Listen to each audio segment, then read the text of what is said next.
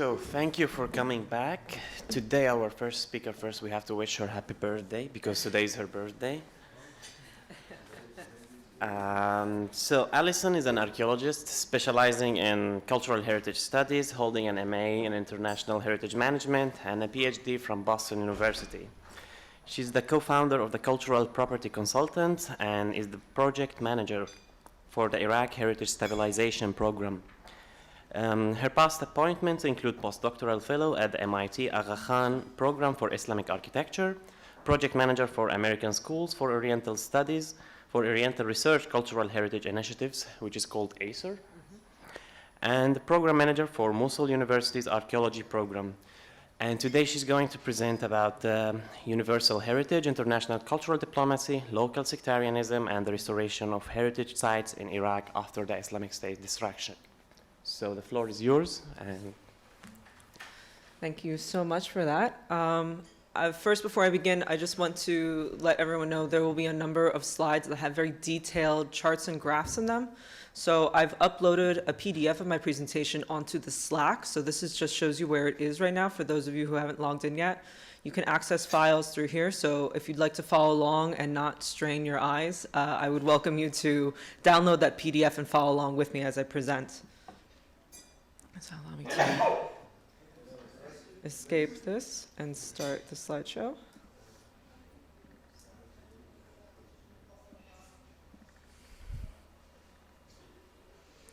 Okay.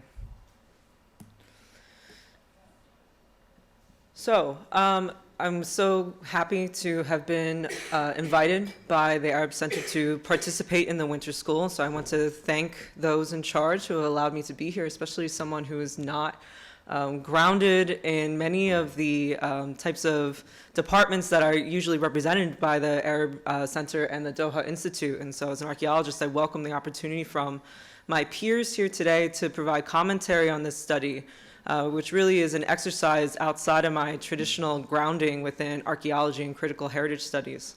I'd also like to thank the members of the Arab Center and the Doha Institute who have been facilitating this winter school, who have really kept us all on time and safe as we go from place to place, so thank you. And I'd also like to thank the support staff of the Institute, the people who we've seen every day who are, helping keep us safe, keeping us fed, and keeping us housed. So I'd like to thank those members as well and acknowledge their efforts. So what I'm going to talk about today, in hopefully less than 30 minutes, is to give you an outline of my study considerations, so where I'm coming from with this study, and some of the questions I'm asking through it. And so I'll give you a synopsis of the current post-conflict heritage reconstruction landscape in the Mosul region, and then go into a bit more analysis of the modalities of the conflict damage against the war, inflicted during the war against the Islamic State or Daesh, and I'll use those interchangeably today. And then I'll follow up with an analysis as a comparison of the reconstruction needs with what the current outputs are. So how does the conflict damage, is it being reflected in the types of reconstruction projects that are being conducted right now? And then finally, what are the potential consequences of this comparison, and what is the consequences of the way in which reconstruction from cultural preservation standpoint could be politically, socially, economically, et cetera, in the Mosul region? And then finally, I'll follow up with some potential ideas of how this research can be expanded. So again, you guys, I've been able to have the opportunity to speak with so many of you in detail about this already, but just to give you some background, I am an archaeologist. I'm concerned with critical heritage studies. But for me, working on the ground, this is more than just an academic exercise for me. This really has practical implications for the way in which I, as a project manager for many of these reconstruction projects, how I do my work, how I interact with my colleagues, and how I engage local stakeholders. So this is very much a reflexive study for me, and one in which will inform my work going forward. And so this really is more than just a paper. This really affects my job as a cultural heritage manager. And so in a way, right now, because of that, in addition, I'm not a political scientist, I'm not a sociologist, so I'm not grounded in the same types of theories as you guys. So I'll steal Luai Ali's definition of a heuristic case study. I'm really presenting the data that I have now. And then I'm seeking ideas on how I can expand it beyond simply critical heritage theory. And integrate other lines of inquiry from the literature, political science, sociology, et cetera, specifically when it comes to discussions of soft power and identity and the politics of those two. And so really my goal with this study is, as I say outlined in blue, I want to better serve local stakeholders that are being directly affected by these reconstruction projects. I want to support my Iraqi colleagues. Those are my first two priorities. And then the secondary part of that is implementing these heritage projects to best standard practices, making sure that we are protecting cultural heritage as a steward. That's how I see myself. And I want to ensure that those projects, as a steward, are sustainable beyond my involvement. These should not be dependent on my direct, access to them on the ground. They should be lasting projects that continue beyond what we as an outside implementer are doing. So sustainability, reducing risk, and supporting local implementation, future goals. So the questions that I had with this study were essentially twofold within the lens of the framework of the winter school, which is how does post-conflict reconstruction reflect and contribute to the understanding of how the war against Daesh was waged and won. So does the selection of these projects accurately or proportionally reflect the manner of destruction that was inflicted by this war, not only by Daesh, but other belligerents involved in the conflict? So then looking specifically at the causes of destruction at these sites, the communities affected by them, so their cultural affiliation, and do these reconstruction projects match the, proportionality of what was inflicted? So I'll get a little bit more into detail as it goes forward, and hopefully they'll be clearer. And then secondarily, what is the motivation driving these projects? So is it actually the needs of local stakeholders, so the social, psychological, economic needs of the stakeholders? Is it driven by foreign soft power? Especially given that almost all these projects that I'm talking about, in fact, are being funded by foreign actors in some capacity. Is it heritage stewardship? So is it best practices in international heritage management when it comes to the preservation and maintenance of these sites? Or is it something else entirely? And do the data actually answer any of these questions? Or what other data sets can I incorporate to better answer that? So I'm going to, for the sake of time, not go into the literature of critical heritage theory, but I just wanted to give you some authors that, those of you who are interested in this section of research, you're more than welcome to look into these different individuals who have written a great deal about the intersection of power, identity, and cultural heritage, and how both intangible and tangible cultural heritage have been used by actors, state and non-state, to further and advance power, hegemony, difference, inclusion, and exclusion. And so generally, what has been written in the past as a synopsis is that there's a lot of wariness with the involvement of state actors and state authorities in the protection and maintenance of cultural sites, because once you choose something to be significant enough to be protected, are you by proxy resulting in other forms of heritage or other narratives of heritage or other identities and being excluded and therefore erased? So this is being discussed, but for me, I'm interested in hearing more about from other areas, how do we theoretically deal with soft power and identity and the political manifestations of those two? So this is something I'm looking forward to talking with you all about. So just a bit of a background, post-conflict reconstruction as it stands now in the Mosul region, both heritage and beyond. So in February 2018, the Iraqi government held the Kuwait International Conference for the Reconstruction of Iraq. And so this was essentially a fundraising call by the Iraqi government to solicit funds an investment in Iraq, both governmental as well as business ventures. And so the aim of this was to get foreign money in to help support the reconstruction process. And with this came out a report that out by the Iraqi government with assistance from the World Bank to outline the needs, the financial needs that the Iraqi government must meet in order to accomplish its short-term, medium-term, and long-term goals. And so this is just an example is that cultural heritage is factored into this in some capacity.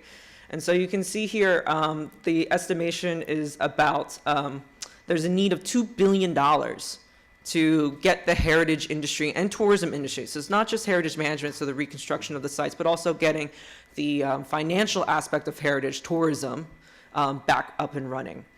And so you can see, yes, about 2 billion Iraqi dinars, which means about $1.7 billion needed. So that's the top graph there. And there have been states that have stepped up to specifically address the heritage investment needs Iraq is seeking. And so far right now, as of January 2020, there are 3 different actors involved in investing in cultural heritage projects, reconstruction projects. And so this is just a graph, or now a table of the different projects, and they are in order from the top left down to the bottom right of the date of announcement. So it's a chronological order. The color tiles indicate the different funding bodies. So brown is the US government. The blue is a intergovernmental endowment. I wouldn't even call it intergovernmental, more like a global endowment. It's called the Olive Foundation. And then the green is being managed by UNESCO. So I apologize for those of you who are colorblind. Let me know if you need any assistance with that. But this is just gives you an idea about the types of projects that have been selected so far. And with this data set, I was curious to know, okay, what are the types of projects being invested in? How large are they? What do they represent culturally and therefore politically as a result? And what types of communities are being served with these projects? And so as things are going forward, obviously there will be more. This is just the first wave of this that has been going on since, as you can see, 2017. And undoubtedly there will be additional ones, but what does this first wave really say? And what can it help direct future projects if there are any gaps? So as I mentioned, there are 3 main groups right now that have publicly announced funding for cultural heritage reconstruction projects, and they're all foreign right now. So far, the Iraqi government itself has not publicly announced any Mosul-related or Mosul region-related reconstruction projects, but it is involved directly in the implementation of these projects that have been selected. And I'll go into that detail a little bit more, hopefully, if I have time. So the first one is UNESCO, the UN branch on Education, Social and Cultural Affairs Office. So this is the one many of you know already. World Heritage Sites, it's the one that's in charge of much of the cultural and educational endeavors. And so this group has been very instrumental in raising the awareness and being involved in cultural heritage reconstruction projects, the result of the war against the Islamic State. So currently they have 4 projects. Now, I think it's important to note that UNESCO itself as a body does not have funding itself. Much of its money comes from state parties that provide pledging as a result of their membership. So, for instance, the debate that arose when the United States pulled out of UNESCO. UNESCO was a major contributing funder to UNESCO operations, and so with that withdrawal by the United States, much of their operating budget has been cut drastically. So the UNESCO projects that are running right now have been funded by other state parties. So that is the United Arab Emirates, as well as Germany's. And then secondly, we have the US Department of State through their different bureaus, the Educational and Cultural Affairs, and the US Embassy Baghdad. So collectively, those 2 branches of the US Department of State are funding 6 projects. And then finally, we have Aleph, which I mentioned is a global endowment that emerged in the wake of these discussions about how do we rebuild after the war against the Islamic State. It is directly born out of this issue. And so multiple state actors, including France, Switzerland, and the Emirates have come together to pool money to devote to these types of projects, as well as other individuals. Thomas Kaplan, which is who was an American billionaire, also contributed significantly. So their board makes the decision on which projects to fund. And it's not just in Iraq, they have funded many other projects across the Middle East and North Africa regions. So the UNESCO projects are under this umbrella, the Revive the Spirit of Mosul, which was initiated and born out following the defeat of Daesh. And so with these three next slides, I'm going to just give you an outline of some of the language that's being thrown around when it comes to the justification of the need for these projects. So you can see here, there's mentioning a pluralistic identity in Mosul. It's deemed a melting pot. It's highlighting its cultural plurality. And then it mentions that the need came out because of the occupation of Mosul left the city destroyed. I want to think about that language as we go forward. Olive very much says the same thing, representative of cultural diversity, rich heritage of this very old millennium old city, which suffered severe damage between 2014 and 2017. Doesn't say how that damage was inflicted. And finally, U.S. Department of State, again, emphasis is on minority communities targeted by IS destruction, and then highly public acts of iconoclasm. So you can see that almost all of these projects, when it comes to their announcements, the language that comes around is talking about the connection that IS had in their destruction in some capacity. So it suggests through that language that the Islamic State is solely, almost exclusively responsible for much of the destruction of these projects, yeah? That's what's being inferred. And in fact, even in the Iraqi National Reconstruction and Development framework that was put out before the Kuwait conference says this explicitly, and you can see this here highlighted, you can look on your screens. It says the deliberate destruction of cultural heritage is considered a war crime as it is used as a war strategy to erase cultural identity. So there's very clear justifications for why these projects are happening. So with this in mind, I developed a assumed reconstruction project logic model. So as a project manager, I have to think about these things in terms of logic models, Gantt charts, et cetera, et cetera. So trying to formalize like what this looks like in terms of a project, the project modality. So the problem source by and large is Daesh, et cetera. So other terrorism groups, non-state actors in some way. And then the root cause of these non-state actors, where they are born out of, is violent extremism, is terrorism, and cultural genocide are the kind of main motivations for why this problem has been created. And then the project goals, which are meant to address these root causes, these problems. The goal of them, and the result, is communitarianism and human rights protection.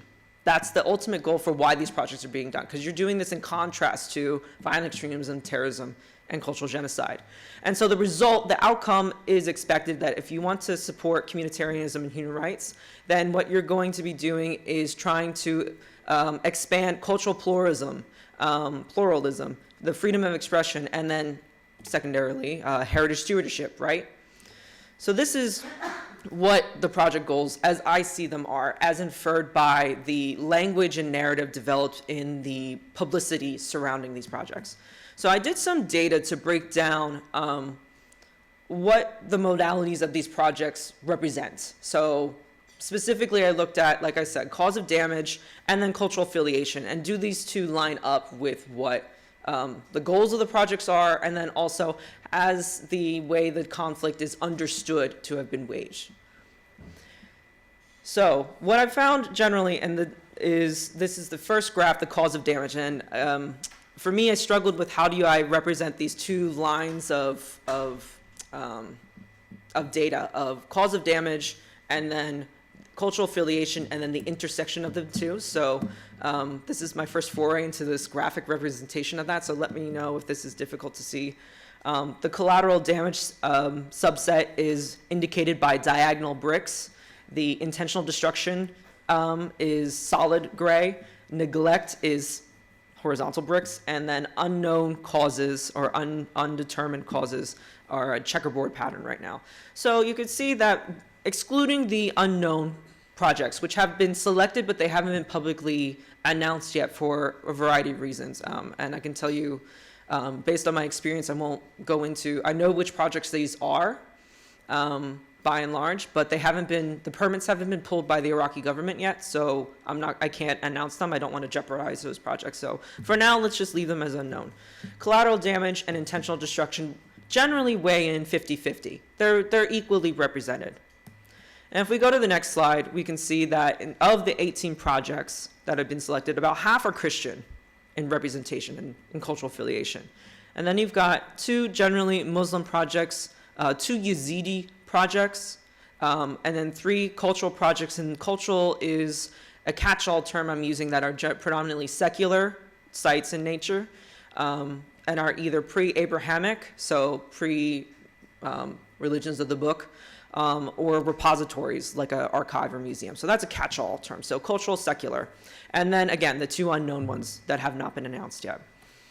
So further breaking that down into further details, you can see more of an understanding of how the sites have been represented. So yellows, again, are representing secular sites, red representing Christian, and then gray, blue, gray, representing those categories. So the Christian groups, again, the predominant affiliation is Syriac Catholic, represented right now.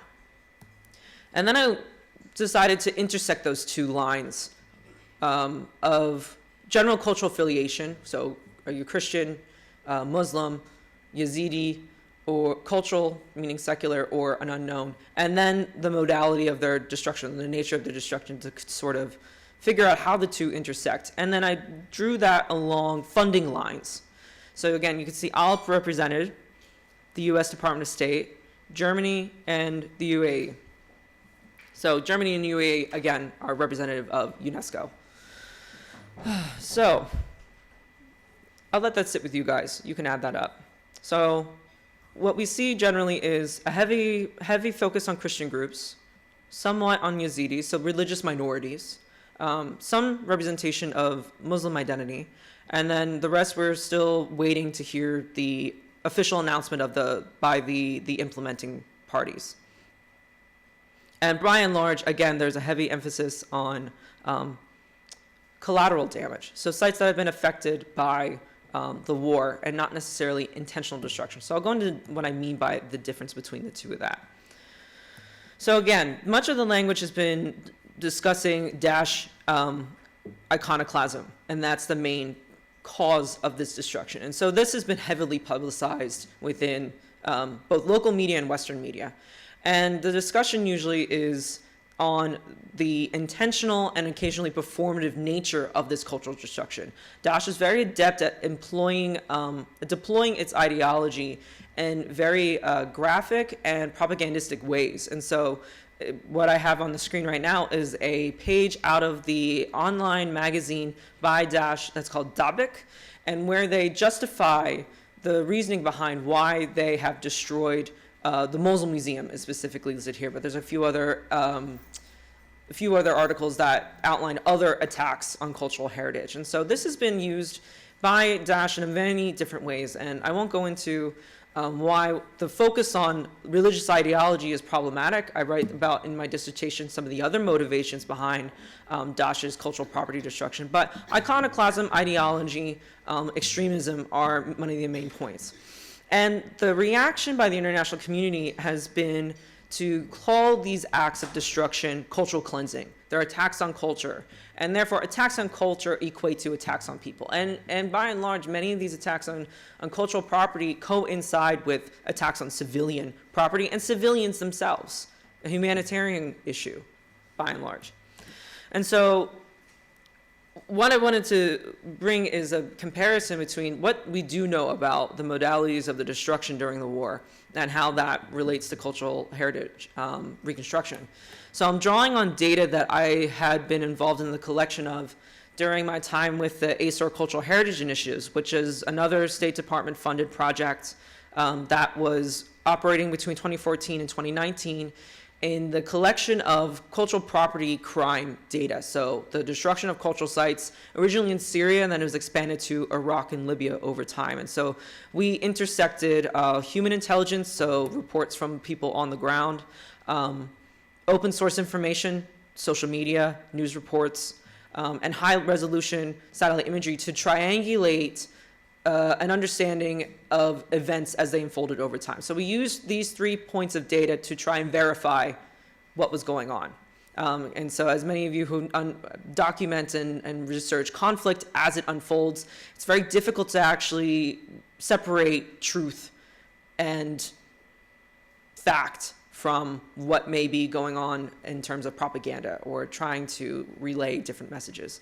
So this project was operational from 2014 until early last year, 2019. And so this allows me to have a good, robust amount of data on the way in which conflict and cultural heritage destruction happened during these areas. And so the specific assignment that we had was intentional destruction was how we describe the acts committed by the Islamic State.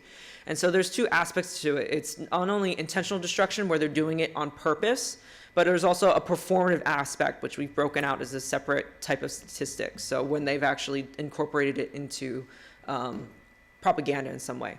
And so because this is a bit of a difficult term, because as a US government funded project, it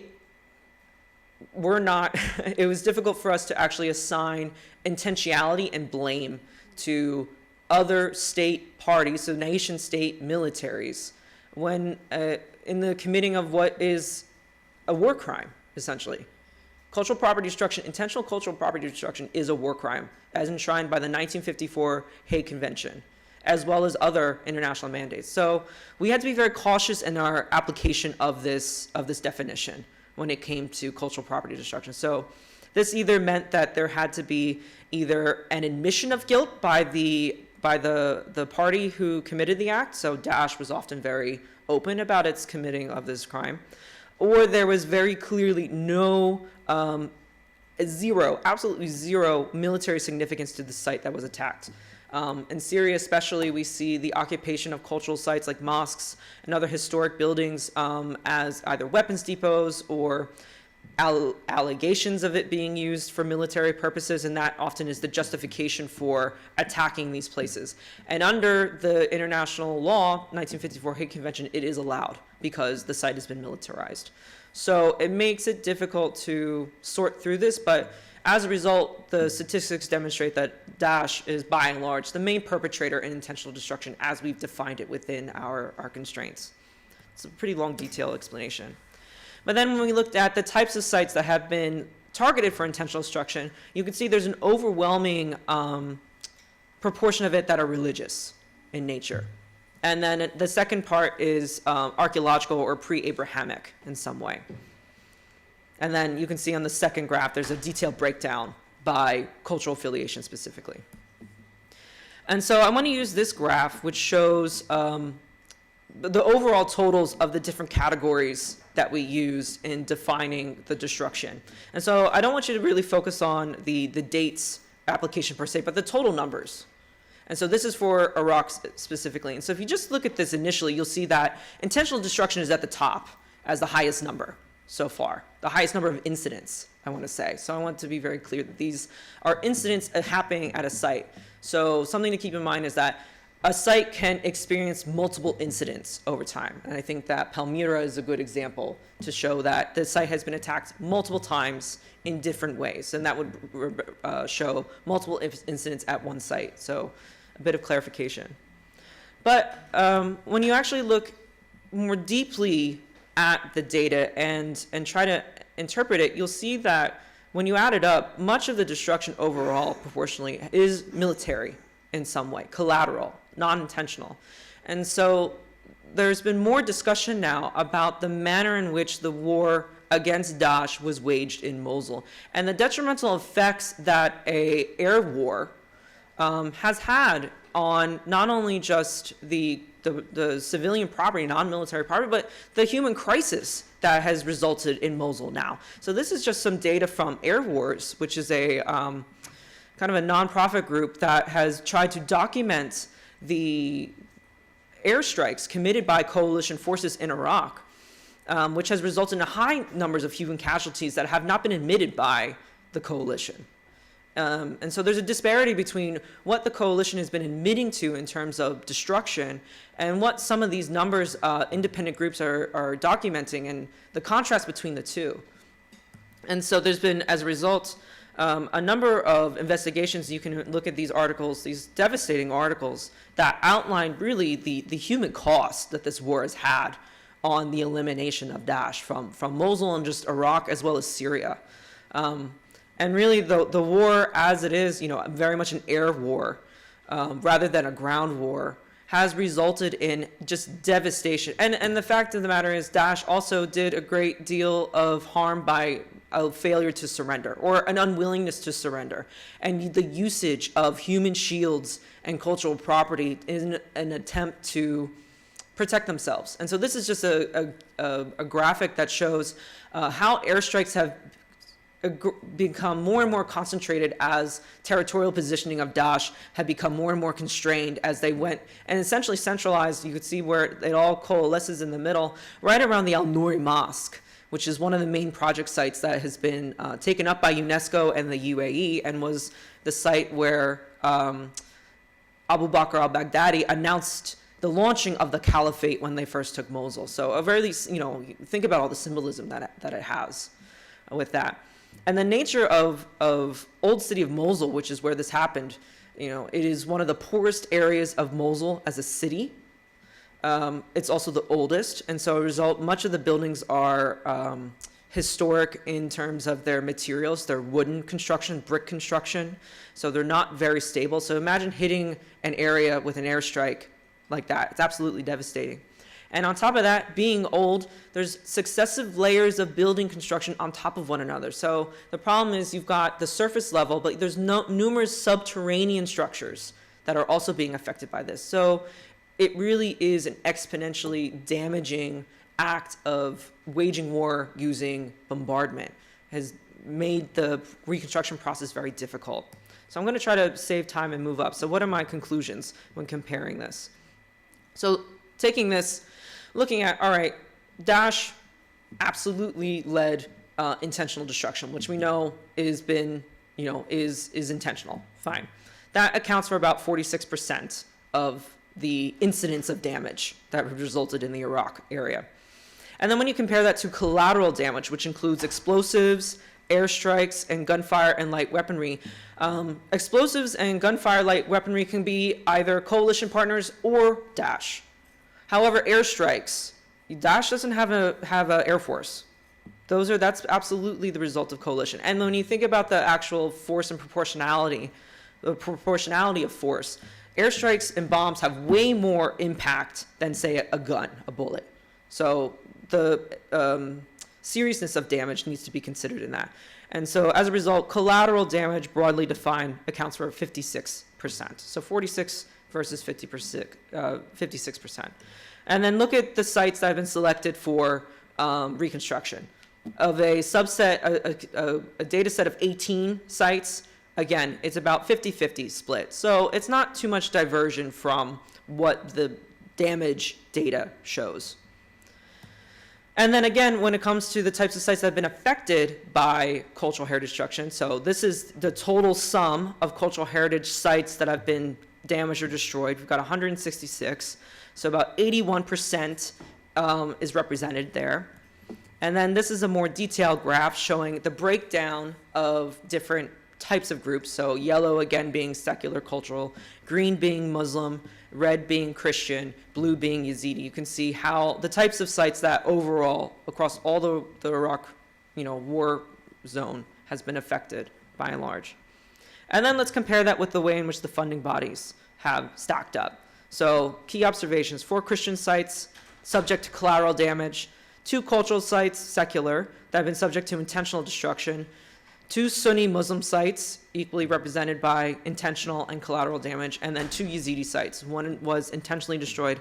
The other I've included, it's the Temple of Lalish, which is the main central holy place for all the Yazidi faith. It was not in the conflict zone. It was not occupied by Daesh, but I included it because Daesh is referenced in the justification for the grant and the funding. So taking all this information, you can see that we have some disparities.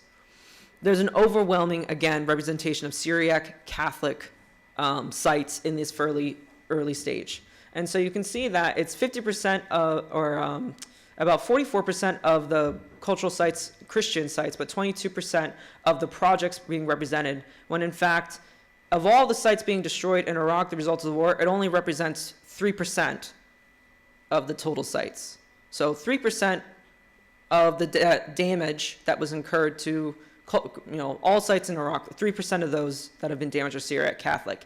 Yet they're representing overall about a good proportionally higher impact there, 22% of all the projects selected for reconstruction. Muslim sites, they account for overall almost 40% of the damage inflicted during the war. Of the 2 sites that have been selected, both of them are Sunni, none of them are Shia. And yet Shia sites represent about 12% of overall damage. Why are Shia sites not being represented at all? I noticed there's an error in one of the graphs, so I'll update that later. So potentially, what are the consequences of this, I guess, disproportionate representation or correlation between what has been damaged versus what is being reconstructed in these first waves? And so first I'm thinking about this, and from a project manager, is potential interference. And especially these past 10 days has made me think about how I, as someone who is being funded by the United States, am going to be able to operate, especially in project areas that are now controlled by popular mobilization forces. And we have already experienced some interference before. This is about a year ago. So this is just an example when we were going around conducting much of our initial condition assessments for selecting sites that we were going to pick. And we had been told, originally the first time we went a few months before, we had no issue. We didn't require any special permissions, anything like that. Suddenly, a few months later, all of a sudden, we were required to have escorts take us through the old city of Mosul. And many of these members are part of the emergency police force. They're predominantly Shabak, and they're associated with the 30th Brigade, which is a Shabak popular mobilization force that's quite around, heavily present around Mosul city and the Nineveh plains. And many of them control access and checkpoints to other Christian villages in the area. And so they were photographing us, filming us as we were going through. And essentially we're doing really innocuous stuff like taking pictures of broken buildings and measurements. But we were enough of an issue that they had 10 unit members, 3 cars, 12 members, escort 4 Americans. I mean, we were like a parade going through Old Mosul for this. So it makes me think about, especially much of the sites that we are going to be working on in the Nineveh Plains are in villages that are Christian, but are controlled by PMF checkpoints. What does that mean for my projects potentially going forward? And what does that mean especially for the local stakeholders? Do they risk having their sites vandalized because of any association with an American project? It's something to consider. There's also potentials that there's more concern for trying to perform heritage stewardship over the needs of local stakeholders. And so this is an example that's happening at one of the sites that has been selected for reconstruction. The UN MOS, the UN Mine Action Service, was involved in the clearance of these sites. And in the old city of Mosul, it's very much a concern. Unexploded ordnance as well as biological contamination as a result of human remains that are still present on the site. So UN MOS has been active in the old city trying to clear these areas of mines that could potentially injure those who are working on these sites. Somehow there was a disagreement or a lack of communication between UN MOS and the Christian endowment that is in charge of the site, the management of the site. And there were accusations against UN MOS by the Christian endowment and the Christian leadership that they were desecrating cultural remains that were still there at the site. And so this allegation of desecration really has set off a conflict. And this is actually part of a press release put out by the Hammurabi Human Rights Organization showing the standoff between mine removal specialists and members of the clergy. So this very well could lead to potential conflicts going forward if project managers don't actually talk to local stakeholders. And if we're not actually addressing local stakeholder needs as evidenced by our selection of project sites, does that mean we're actually listening to them and talking to them about what they need and what they want? And finally, the other aspect that doesn't necessarily have a sectarian or identity reflection directly is the types of sites that have been selected. These are all monuments. All 18 sites are contained buildings. But what's a bigger question that is only lightly addressed sometimes is the erasure of the historic urban fabric of the old city of Mosul and other towns. And so does this focus and prioritization of single individual buildings over large neighborhoods, urban fabric, actually mean that we're going to be, are we miscalculating the focus? And so this is just something that's been circulating last year about what are some political discussions about how to deal with the destruction of old Mosul. And so some politicians think it's better to actually completely wipe away, so not even bother trying to repair any buildings, but just wipe it all away and then rebuild it again. And many have been touting a Solidaire-like Mosul. And so those of you who study Lebanon can understand some of the problems with that and what Solidaire has done in Lebanon. And this is actually actively still happening. An example is an Ottoman Khan that is been erased to make way for a bank in the old city. And so this was being circulated on social media, and when I went back in January 2019, it was completely gone. So in conclusion, I think that the data really is a small representation of the potential issues that are associated with cultural heritage reconstruction as we see it now. I think that there is still time to address some of the gaps that are present in the current projects, specifically the stakeholder groups that are not being represented right now in the same proportionality as other groups. Specifically, I'm thinking about Shia populations that are still present there. And so one thing I didn't touch upon are the other factors that can contribute to why these sites have been selected. Are the Syriac Catholic, in terms of political representation, stronger than other groups? Why is there no Orthodox Christianity represented? Is there a potential for different Christian groups to be arguing with each other over resources and creating Christian sectarianism as a result of this?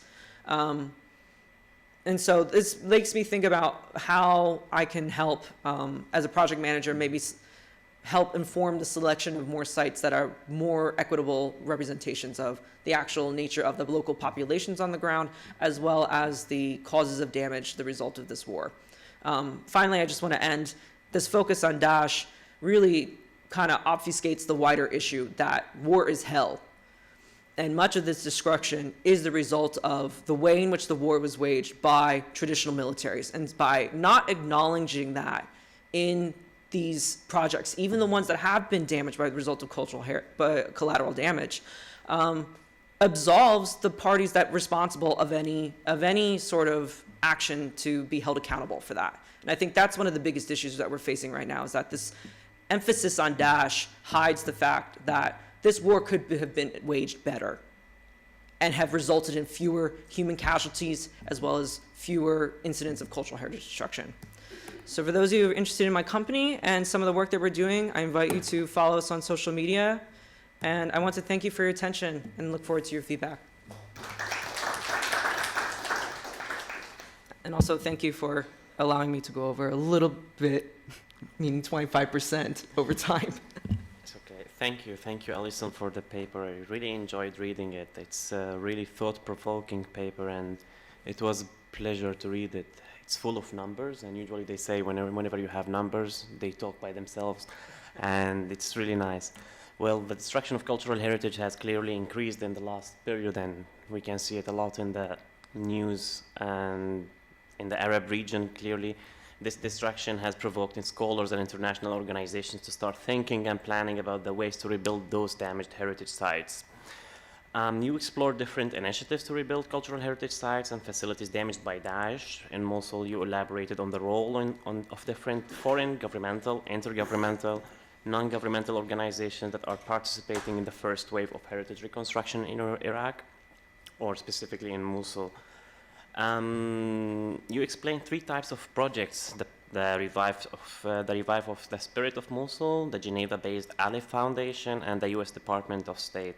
I'm not going to repeat what you've been talking about. I'm just gonna say like a little bit like two small recommendations that I really enjoyed the paper about, but I think especially about the part about the causes of the destruction of heritage. There is a nice paper from a professor at the University of Illinois, Umur Harmin Shah. He wrote about ISIS heritage and the spectacles of destruction in global media. I guess that would be like a great added value for the paper that explains why the heritage has been destroyed specifically by Daesh. And there's also another nice paper by Lynn Meskel, I guess you know her. And they started a new project with Benjamin Issa Khan about the role of human agency in the reconstruction of Mosul. And they interviewed many Iraqis and many actually Syrians to see how the local population, they value heritage, how they understand the reconstruction of heritage. Do they prefer to reconstruct it or to leave it as it is, or do they prefer to commemorate actually the destruction? I have one small also recommendation is like if you can unpack actually the conclusion a bit and include a part that investigates the politics of heritage reconstruction, why international partners are interested actually in rebuilding those particular heritage sites, what is their agenda, do they have something in mind, or do they have any future plans for that? I have actually several questions. I'm gonna just take 3 of them and then I will open the floor for the participants to ask. The first question is about, as you may know, the heritage gaze is partial and selective. Rodney Harrison has been arguing that for the last 10 years. So could you please tell us more about the US Department of State funds to refund heritage sites in Iraq and how these sites have been selected? Who gets to choose actually those heritage sites? Are there any factors that played a role except for the heritage destruction by Daesh, or there are some other roles? You mentioned in the paper also for the second question that there are 5 out of the 18 projects are funded but not publicly announced. Could you please tell us more about this, the reason for this secrecy? Like, why they are not announcing everything for public? Sometimes they are keeping them just for the plans. Sometimes they are announcing them like the UNESCO project. And the last point is actually related to colonialism and post-colonialism. As you may know, colonial and post-colonial regime have worked hard on using heritage for different reasons, such as legitimizing or delegitimizing powers, justification for their existence as the head of the state, and so on. My question is, to what extent the reconstruction of heritage in Iraq can help decolonizing cultural heritage from the past uses of the colonial and post-colonial regimes? Especially now we are witnessing in Iraq lots of international interference, and many people, they are trying to establish stabilization and create peace. So if you could tell us more about this, how can heritage help in this process? Thank you for those questions, and I'm glad you brought them up because I didn't have time to go into those details with the presentation. And so, as someone that's involved in 5 of these projects directly, 4 of which are funded by the U.S. Department, 6 of them, I guess, because I'm involved in, the Lalish Temple Reconstruction Project, the Monastery of Dirmar Gorgis, as well as the 3 projects that are labeled IHSP, or the Iraq Heritage Stabilization Program, and as well as the Beit Tunji project funded by Aleph. So I'm actually dominating 33% of these, of this. So I guess I should be responsible for some of the ways in which this heritage is being selected and reconstructed. So, so some of the reasons why the sites that are specifically, you asked about the U.S. Department of State and the sites that have been selected for reconstruction. So the one project that is encompassed by IHSP project number 123 is part of if I can go to those one slide, the one where it talks about supporting minority communities in northern Iraq. And so this, I can provide a bit of a behind the scenes outlook on what took place about here. So this was born a lot from original discussions during the ACRPS Cultural Heritage Initiative project. And specifically, there already has been, in the past, Department of State, following the 2003 invasion of Iraq, received a great deal of criticism for only focusing on pre-Abrahamic archaeological sites, so specifically Babylon, which the U.S. was responsible for damaging as a result of occupying it as a military base.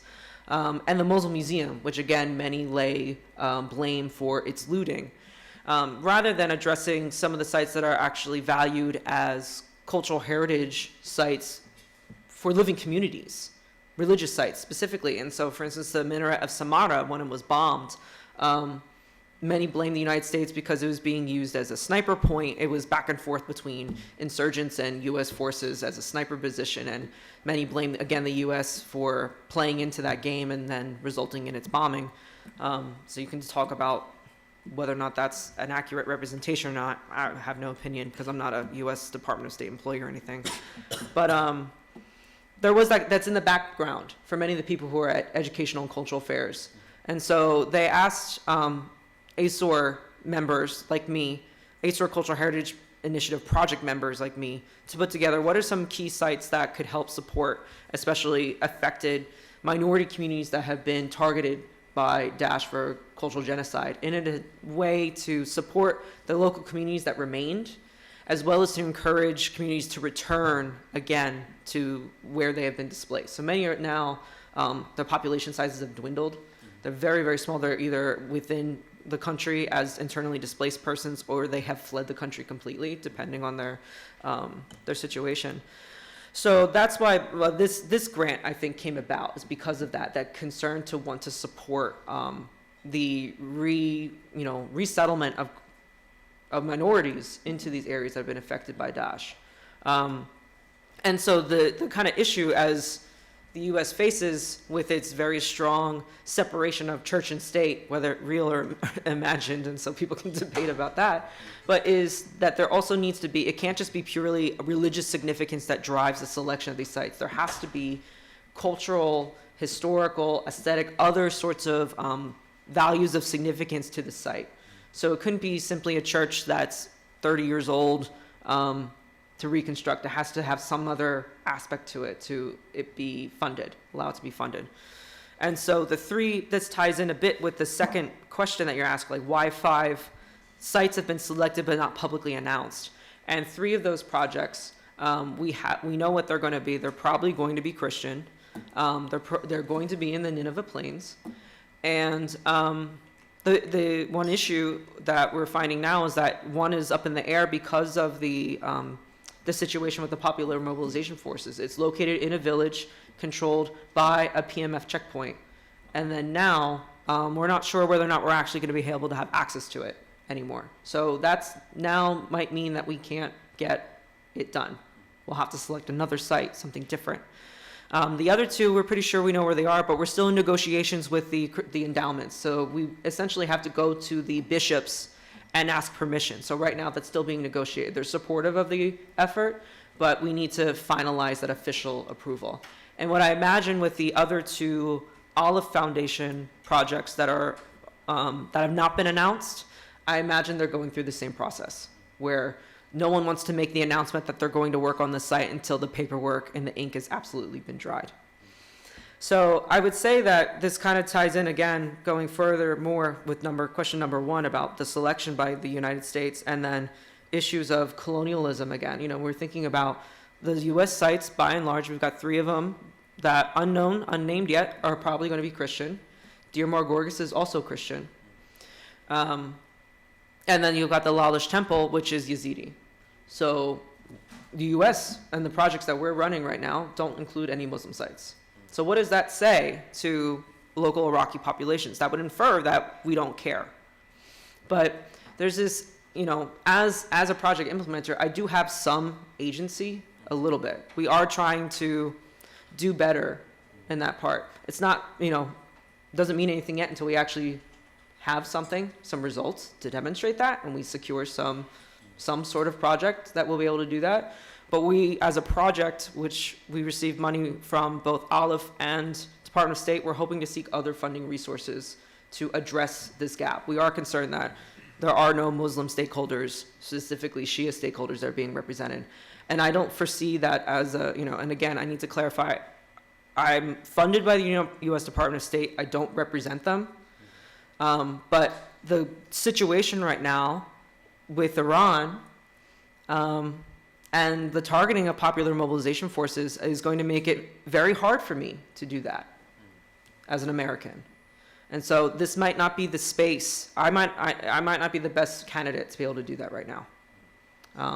So it's something that I weigh as a implementer, as someone who is a heritage manager working on these issues. We as a project, not just me, but my other co-PIs, have talked about trying to work with local Shebek Shia Muslims in and around the Nineveh Plains and try to restore places that are important to them as well. But there's another, again, aspect to why these sites have been selected already. Many of the Shia shrines in the area have already been restored. Someone's already funding them. Then you can probably infer who that is. And then many other places have been, like Yazidi shrines, have been funded locally already with local investment within the Yazidi community. So that also could be a reason why there's only 2 Yazidi sites selected for these foreign investment projects as opposed to more, why we're not seeing more. So I think that kind of dances around your project, your questions a bit, but I'm thinking about now, how do we be positive about it? How do we support, communitarianism as opposed to sectarianism through this action? And I think that really the best way we can try to decolonize this process of reconstruction, of preservation, of management and stewardship is building the capacity of local groups to actually do this stuff themselves without foreign interventionism. And I think that's the biggest mistake that has been made by the heritage industry, especially in terms of managing cultural heritage and armed conflict, is the foreign, advisor, funder comes in, swoops in when it's needed, does it all themselves, and then disappears. And there's no sustainability incorporated into the plan of how are local stakeholders going to be able to manage and maintain the site with basic repairs after you're gone if you don't actually do any investment in training or provide any sort of capacity for them to have the financial means to support maintenance or buy materials to maintain the site. So I think that that's something that we as project managers and implementers for Iraq Heritage Stabilization Program are trying to do is job training is a huge part of the project. Hiring local implementers is a massive project. It's the main focus of why we're doing this and how we're seeing the future of the site, because our priority is, as experts in heritage management, is seeing that these sites are protected and maintained. And the only way that they're going to be maintained is by the local people who care about them, the people who actually use the site. Job training, financial investment, these are all things that we've incorporated into the project plan. And I hope it will be successful. Only time will tell. It's idealistic, but we'll see. Hopefully. Thank you very much. I'll open the floor for any questions. Chris, then Marcin, please. Thank you very much. What was I going to say? No. I wonder if you could say a bit more about the actual process of reconstruction. Are some of the sites in complete ruin, or is it a little bit more, just sort of more aesthetic? And I also, what about kind of like memorialization and commemoration of any, I don't know, atrocities or things like that that have taken place? I'm glad that you asked that, because this is taken from a wider postdoc project that I was doing at MIT. And so I was thinking about these issues very much. And I think that informs, in terms of the degree of damage, informs the selection of making these sites. And that was one of the processes that we had to do with IHSP, is weigh site significance, a site that's really, really important, but has been absolutely leveled. And in terms of financial payout, it's not feasible. Like I say only a budget of $2 million, but when you actually break that down into salaries for people, material purchasing, equipment rental, it doesn't go very far, especially since we're expected to do 3 reconstruction projects. It's not much money. I mean, a hospital alone, and a hospital is, very technical and important, alone, just one small hospital would cost $15 million. So $2 million across 3 heritage reconstruction projects is not a lot of money. So that weighed into our decision for selecting the sites that we're working on. But I'm going to just show you a picture of the Al Nouri Mosque that has been selected by UNESCO, and it's been complete. Like, there's almost nothing left.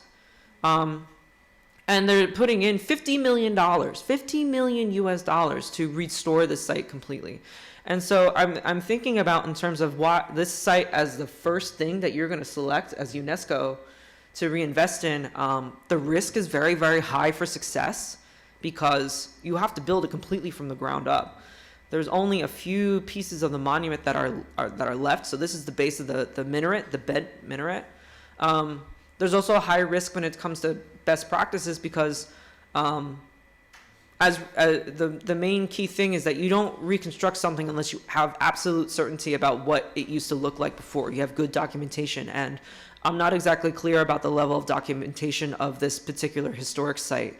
And if it's going to be possible to restore it well, meaning as it once looked like, with the original materials, using the same techniques. Like, you could rebuild this with cement and concrete, sure, but that's not up to international standards at all. So those factors do weigh into the process. And many of the sites we are dealing with is just different degrees, and I thought that I would have some examples, but for instance, here's an example of what we're dealing with at Deir Mar Gorgas. This was before the grant came out and we were even considering working at the site, but the structure itself is still there. There's a lot of, it needs a new roof, it needs to be secured again, like there needs to be a wall, there needs to be windows, doors. So those are the basic aspects of it, and then the dome of the main chapel has been blown off. But talking with local stakeholders, the grant originally said to focus on the big main chapel, but the main priest in charge said, look, the local population isn't here yet. The community isn't big enough yet to even justify the use of this bigger one. So let's spend a lot more money on securing the site, so building the wall up again and access to it, and then infrastructure like a new generator. The generator was stolen by Daesh like years ago. And then trying to focus on the smaller chapel, which is more reflective of the size of the population. So that's just an example of the back and forth we're doing. And then when it comes to memorialization, it's very much locally generated. So this is just an example. I'm so glad you brought it up because it's something that I've been thinking about a lot, is how are these places and people that occupy them and interact with them are going to process the trauma, especially those who have been subject to genocide. How do you deal with that? And I think that different groups it's going to be probably locally based and individual. And I think about Palmyra again, where everyone focuses on the reconstruction of the ancient sites, but there were multiple massacres there. And there's human graves, like mass graves, still being found in Palmyra. So how are you going to memorialize that? Is all that's going to be up to the Syrians eventually. But this is an example from the Nineveh Plains where a church was completely restored. Like they redid everything, put in new marble, it's functioning and new, but they left this one corner still burnt. And they took pieces of the sculptures, not only just the sculptures of Mary and other elements, but they kept the things that were beheaded and destroyed and left behind by Daesh, and they put them on the altar, which they haven't reconsecrated yet. Because that's a big part of the reuse of these sites, again, is that they have been desecrated. And so you have to go through the religious process of consecrating the site again. So they left this altar as it is, as an artifact rather than a religious artifact. And they're using it to display what happened there as a reminder of what took place, the atrocities that took place at this burnt church. And so I'm wondering, I think it's going to up to the people who use the sites how they want to do that. But that's something that is a conversation, right? And it's going to be up to those involved and how they want to do that and what that's going to look like. Thank you, Allison, for your excellent presentation. I enjoyed really, really much. I've got actually one question, which is really the question of the practical matter. So, do you agree with the president of J. Paul Getty Trust, James Cuneo, who argues that the antiquities from source countries need to be protected from looting, but also from nationalistic identity politics. And he also argues that the museum from Western countries should be allowed to acquire undocumented antiquities. And I know this is a very controversial point of view. because we know how some of the Western museums acquire their antiquities, but I would like to ask your personal opinion in this matter. Thank you. Thank you for setting me up for that. I'm sure I'm going to hear a great deal about my opinions. First of all, I know I want to say that James Cuneo and I are not related. We have one letter separating our last names, so I've been asked that multiple times at conferences whether or not we're somehow related. We're not familiar by family, but one of the things I know that James Cuneo has tried to highlight is the protection. You know, you talk about the usage of cultural property in identity politics, which is funny because he's using this same issue, identity politics, as a way to forward his idea of a liberal, open antiquities market, and one in which benefits consuming countries, predominantly the West, at the expense of source countries, predominantly poor global South.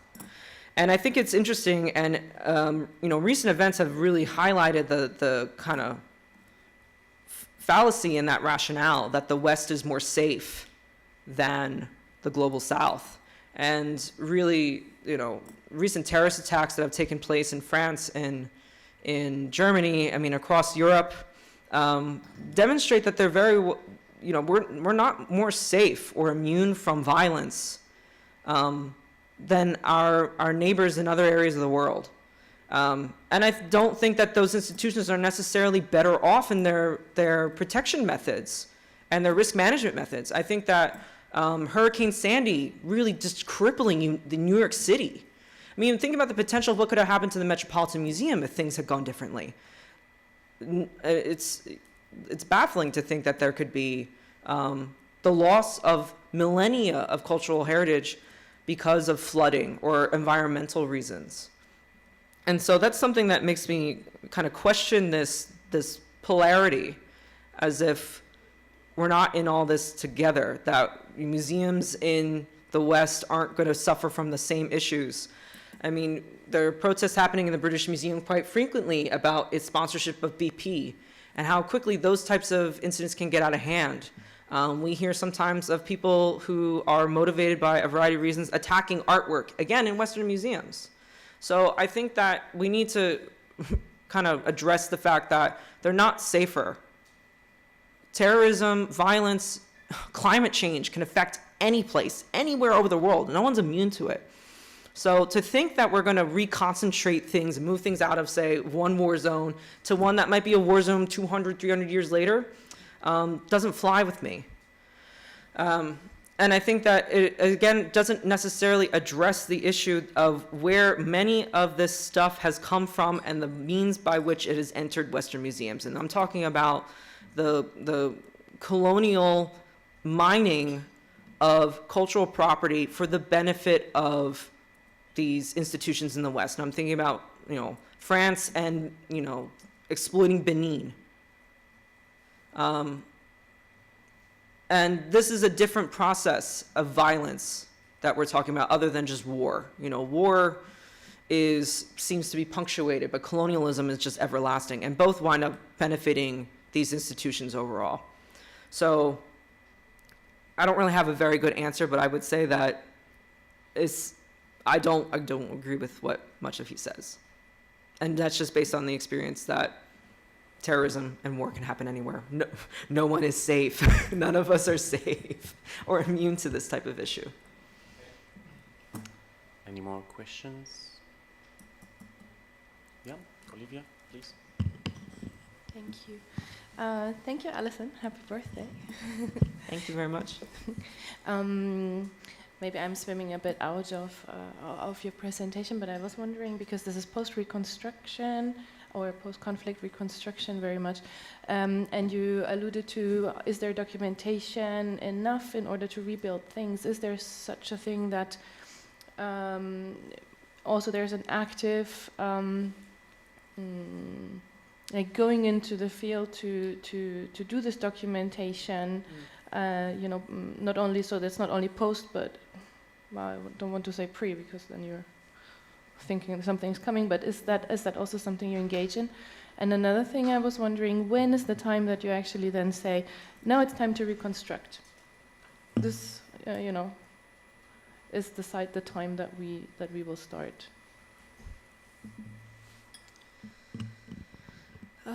Yeah, the idea of preventative cultural heritage management is something that these types of events really highlight the gaps that we as an industry have. Very much we focus on reactive methods, how do we fix a problem after it's already started?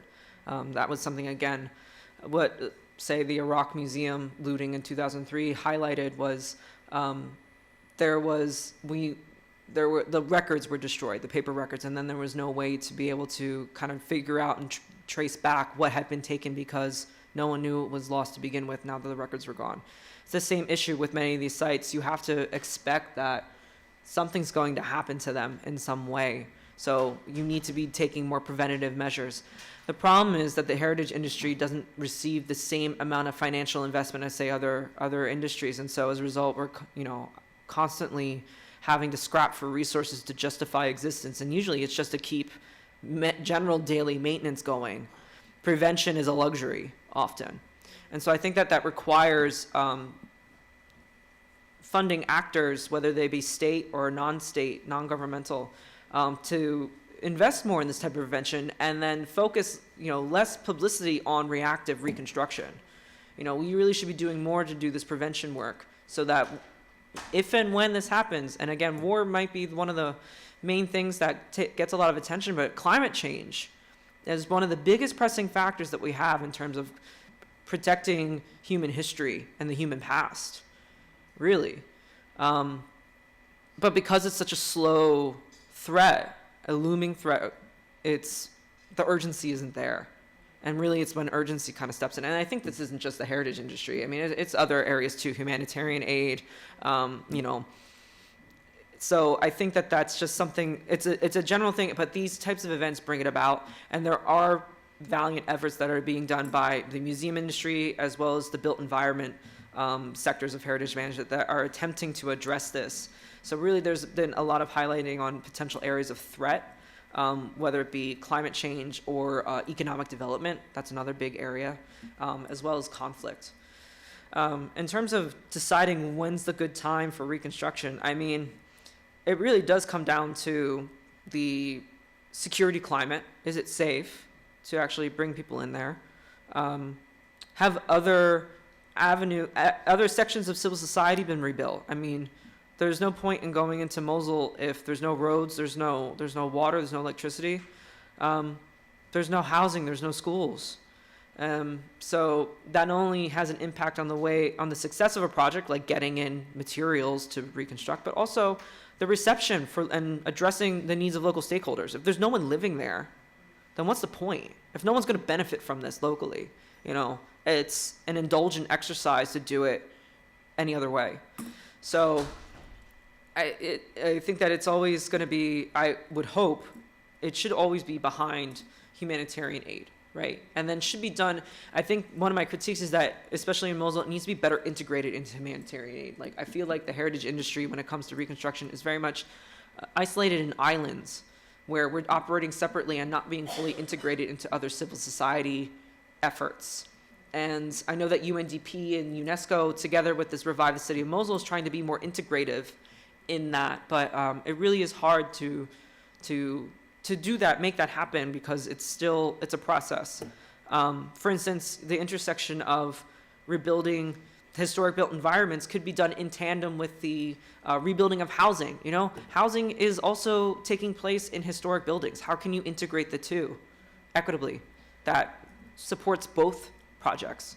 So I think that it should and almost always be, in terms of timeline, after humanitarian aid, but should be integrated into the planning overall from the beginning. And I think that that's something that Mosul has started to bring out some of the gaps that we have in that type of long-term initiative and holistic planning. Thanks. Any more questions? There is a point that I just wanted to point out that I don't know if you know the story about Revive the Spirit of Mosul. It happened actually before, because 2 years ago there was a general director of UNESCO called Irina Bokova. She was from Bulgaria. And in 2018 they wanted to nominate another person. So there were like 2 nominees, one from Qatar and one from France. So most of the blockade countries, actually including the Emirates, they said like, we want to vote for the French one, Audrey Azoulay. And once she was immediately voted for and she won the elections, they donated the $50 million to rebuild An-Nouri Mosque. So here we can see the politics of heritage is actually how they're playing a major role actually in what to rebuild and what to not rebuild. Right, and it does come down to personality, yeah, because Irina Bokova was also criticized by her handling of Syria and Palmyra, where, you know, the first thing that happened after the liberation of Palmyra was apparently she called Putin rather than any Syrian authorities. And, you know, you can interpret that, whatever decision behind that, but yeah, I mean, it does come down to these types of back channel discussions that take place, yeah? How these things come about.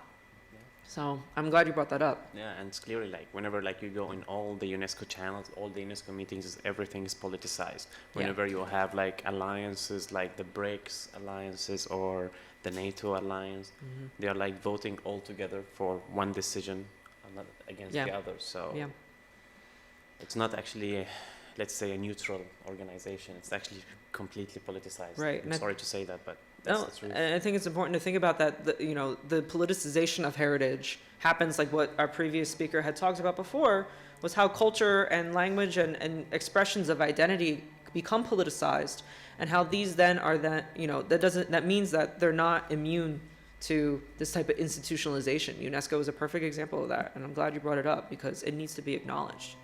Heritage is not immune to politics, and you shouldn't expect it to be. Exactly.